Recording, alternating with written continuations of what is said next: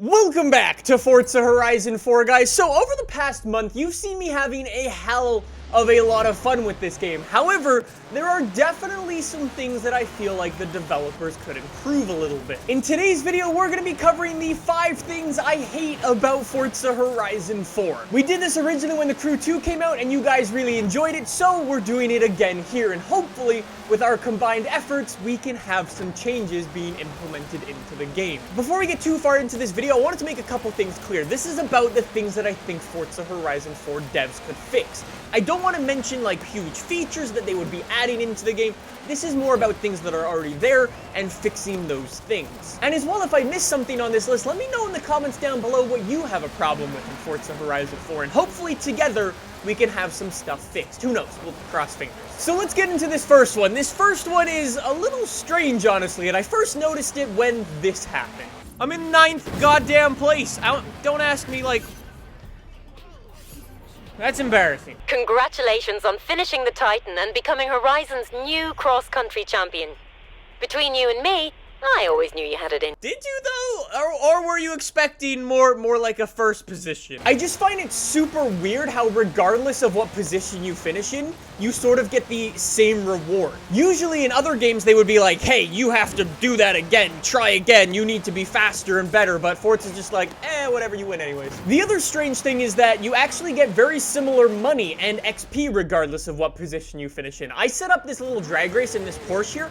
I did the exact same thing, exact same settings, exact same difficulty, everything was the same for each of these attempts. All I did was just finish in different positions, and you can actually see that the money I got from each one of them was pretty similar, honestly. The XP changed a little bit, but honestly, within like a 500 credits or so, that's pretty crazy. I just find it kind of weird how you don't have to win to beat the game and win the game. It's just a little strange, honestly. Anyways, let's move it on to my second point, and that is that clubs are essentially useless in this game. As cool as clubs are and having a bunch of people in your club and seeing them on a leaderboard, that's really cool, and having like a little tag next to your name, that's awesome and stuff, but clubs in this game are just sort of kind of useless, honestly. That's for 2 very specific reasons. 1, you don't even actually have to own Forza Horizon 4 to join a club. Because now they're integrated through the Xbox dashboard, you can just go through and join a club without even owning the game, which is kind of weird. And yeah, I kind of get it. They want to be teaching people how to use the dashboard, how to get people into Xbox clubs and stuff. That's totally cool. However, the other thing that combines with my second point is that you can't see who's actually playing the game the most. In Forza Horizon 3, you had the same thing. You had the same leaderboard, the same sort of stuff. However, you could go in and see a club ladder, and that would show you who is playing the game the most. You would see people with 0 XP, 100,000 XP, and sometimes even millions of XP earned during that week. That would reset every single week so you could see who was the most active in your club. In Forza Horizon 4, that is no longer a thing. So if you have a club, anybody can join, even if they don't have the game, and you don't know if they don't have the game because there's no club ladder. Anyways, in my mind, clubs are useless in Forza Horizon 4. Let's move it on to number 3. This one is all about auto-ghosting, and although auto-ghosting does have some very, very cool points, for instance, when you meet up with people who aren't in your session, they'll go into auto-ghost so they can't crash into you or stuff like that. Or when you're going in and you're doing like a drift zone, for example, the AI will become auto-ghost.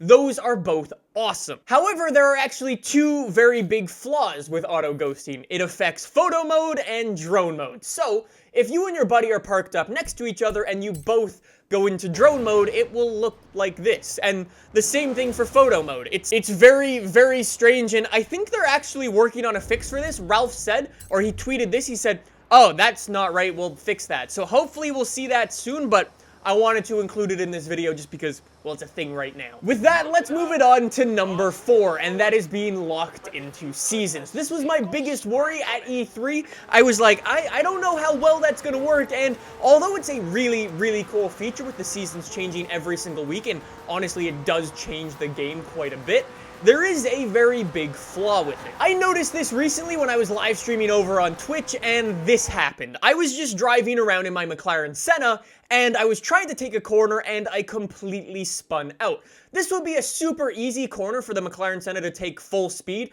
if it was like the summer or even the fall, and I just completely lost the car and spun out. I ended up rewinding a couple times and trying the event over, and the best I could possibly do was 2 stars. So because you're getting locked into the current season and everything like the La Racer stuff, the fastest renters, the drift stuff, it really affects the way your car drives and can impact an event so much so that you can not be able to obtain 3 stars, which is really, really annoying. I really hope that one gets fixed and you can actually sort of choose a season for those, because, or else if you want to do them in the optimal amount of grip, when you're racing around in the summer, you need to wait a month every single time you want to do those events. Anyways, let's move it on to number 5, and that's that online in this game is sort of kind of broken. I could probably make a 15-minute video on why online is broken in itself, but I just wanted to key out some of the major problems people have been having. Firstly, there are no traditional lobbies in this game. Everyone has to join sort of convoys, and if you're not in a convoy, you sort of get put into other people's sessions.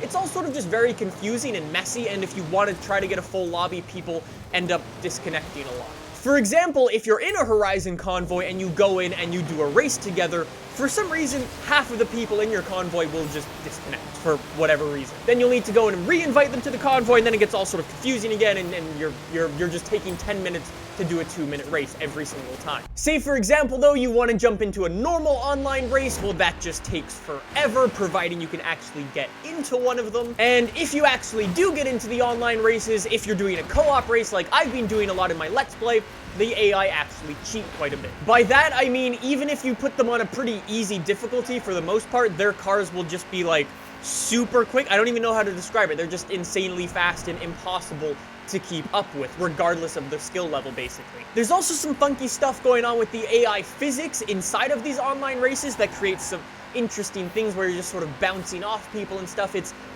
very strange and very, very messy. Hopefully, though, online can be fixed at some point down the line. I've been having a lot of fun with these co-op races, but every time we do one, people get disconnected after them, it takes people forever to join, and the AI cheat during them. It's just really annoying. Anyways, guys, those are going to be the 5 things I hope get fixed in Forza Horizon 4 ASAP, because I think if those got fixed, this game would be much improved, honestly. Like I said, Ralph has already come out and said the auto ghosting stuff is going to be fixed in an upcoming update, which is awesome to hear them actually doing some stuff about this, but we'll have to see about the other ones.